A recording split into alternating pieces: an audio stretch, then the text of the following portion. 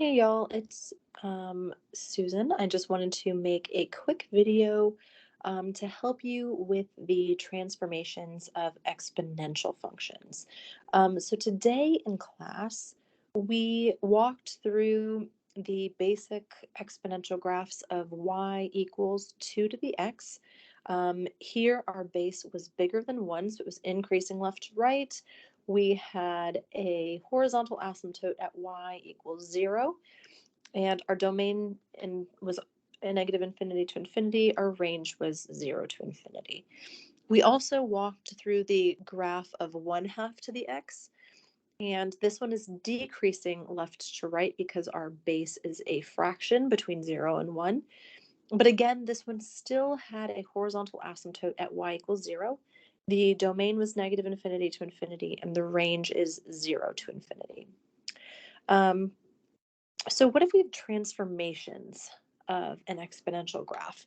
Specifically, these are the functions that our transformations are going to look like. There can be a positive or a negative number out front. If that's negative, that's going to be a vertical reflection. It'll be a reflection up and down across the x-axis. So we've seen this before. That will match the transformations that we've done before. So I'm just going to say if there's a negative out front, reflect up and down over the x-axis. And then another change that we can have from our basic exponential graph is that we might have an x plus h or an x minus h up here. So those are going to be adding or subtracting inside our function with x. Just as before with our other graph transformations, if you add or subtract inside with x, that's going to give us a horizontal shift left and right. So if we have x, let's start with minus h. If we have x minus h, that is going to shift us h units to the right. When we add or subtract inside with x, we are going to be shifting left and right, and it's going to go the opposite way that you kind of expect it to, or that your brain wants it to go. Similarly, if we have x plus h there, that is going to shift us h units to the left. So those are the horizontal shifting. And the last transformation that we can have here is if we have a plus or minus k out here at the end. If we add or subtract a function to the outside like this, this is going to shift us up and down vertically. This is going to go the way that we think it will. So if we have a plus k on the end, that is going to shift us up k units. And if we have a minus k over there, that is going to shift our graph down k units.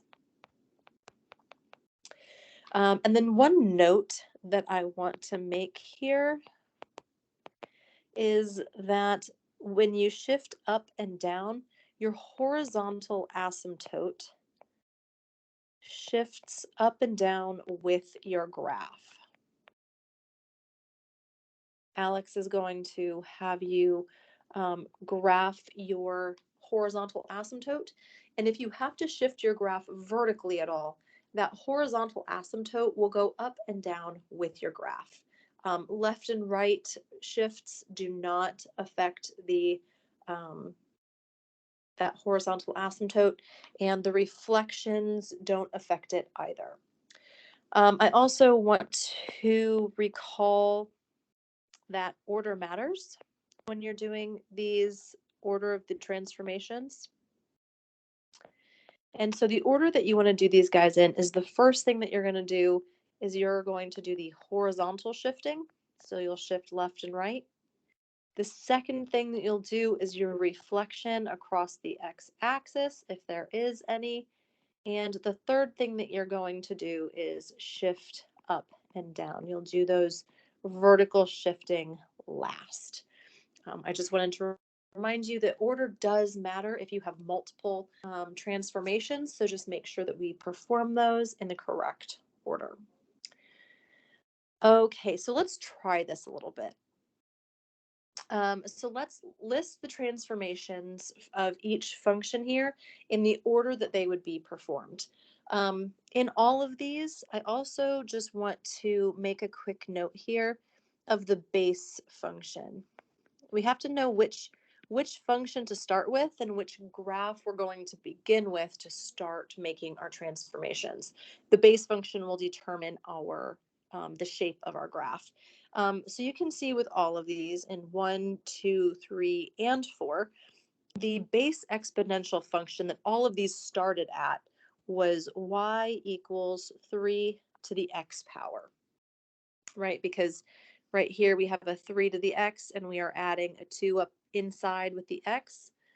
Out here we have 3 to the x, we're adding a 2 outside.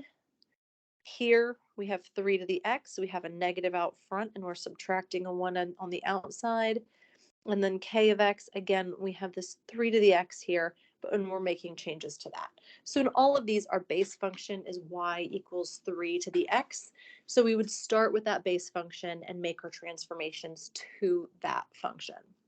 Hopefully you still have some programming left from our graphic transformations before, and that makes sense.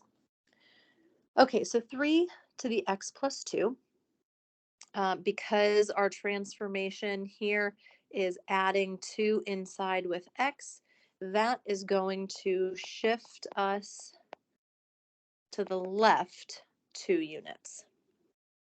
Because we're adding inside with x, that's going to be a right and left shift. It's going to go the opposite way we think it is. So since we're adding 2, it's going to shift us to the left. In number 2 here, again, our base function is 3 to the x, but this time we're adding a 2 to the end. Because we're adding it to the outside, that's going to shift us up and down. And this is going to go the way we think it will. So this is going to shift us up 2 units.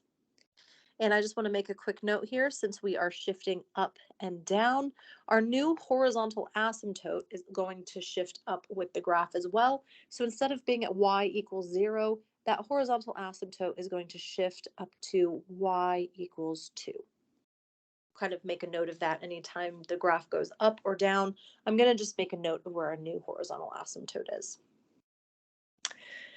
Okay, so how about number 3 here?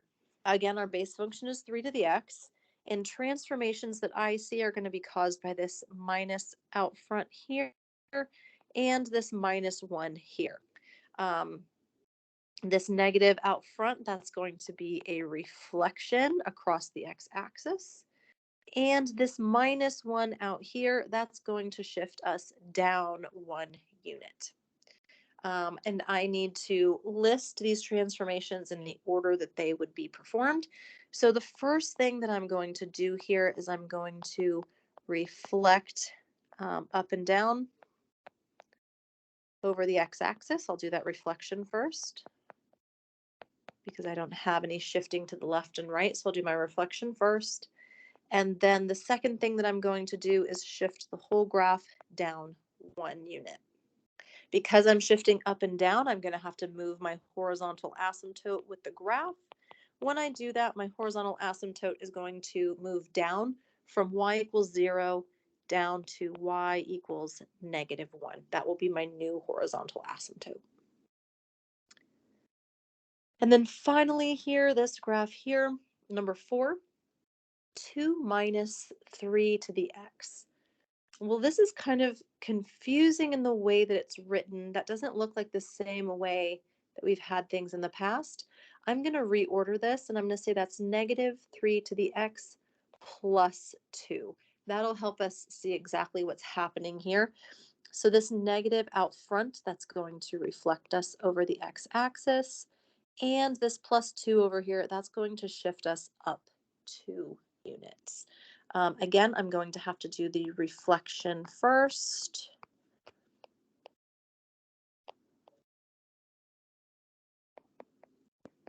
And then after I do my reflection, the second thing I'm going to do is move the whole graph up 2 units.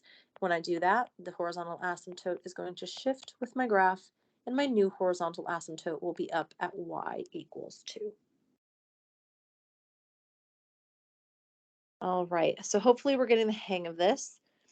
So this one, number 5, again, our base function is y equals 3 to the x power, and I've got a lot of different transformations happening here. This negative out front here, that is going to give us a reflection. This x plus 4 here, that's going to shift us to the left 4 units. And this -2 on the end is going to shift us down 2 units.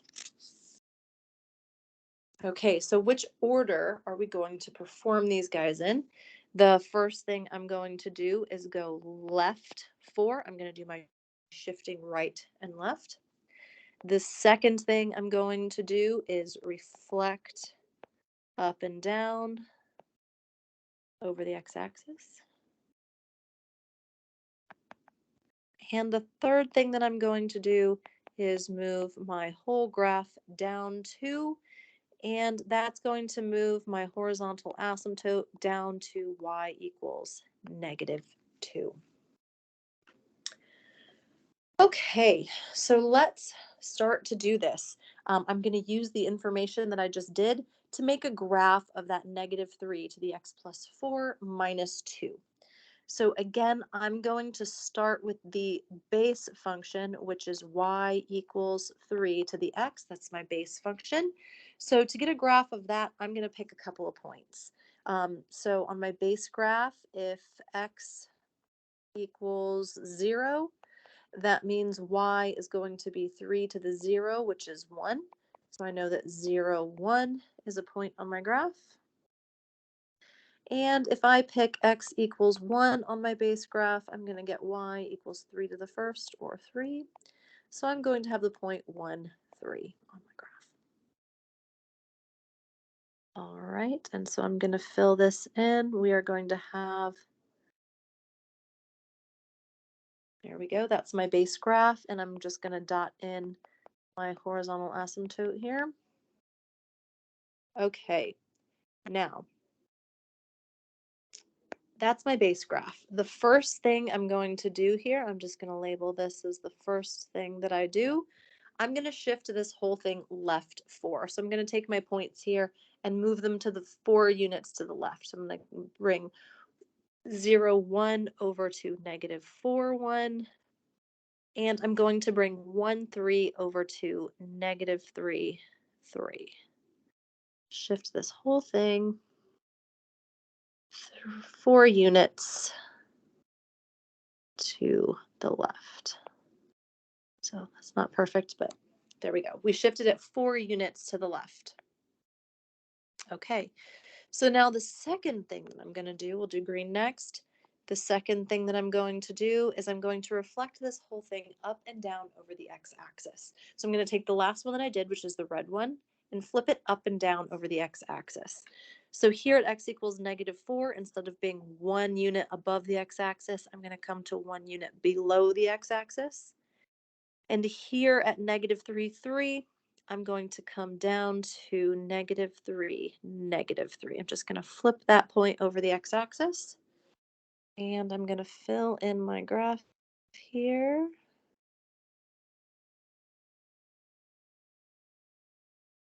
And there is my exponential function after it's flipped up and down across the x-axis. All right, and then the very last thing I'm going to do is I'm going to, let's make it purple this time. The last thing I'm going to do is shift everything down 2 units. So I'm going to take my points and shift them down 2. And I'm going to take my horizontal asymptote and shift that down 2 units as well to y equals -2. That's my new horizontal asymptote. And so here's my graph. And now that I've done all of the things, I'll put my final graph over here. And we're at y equals -2 is our horizontal asymptote. And the 2 points that I have here are -4, -3, and -3, -5. Fill that in and fill in my overall graph. Sorry, this isn't perfect, but get the idea there. And again, Alex is going to want you to plot 2 points and your asymptote, and then it'll fill in the graph for you. So that concludes the exponential graphs. Hopefully this helps and you'll be able to finish your homework. Please let me know if you have any questions. I would love to help you. Thanks so much.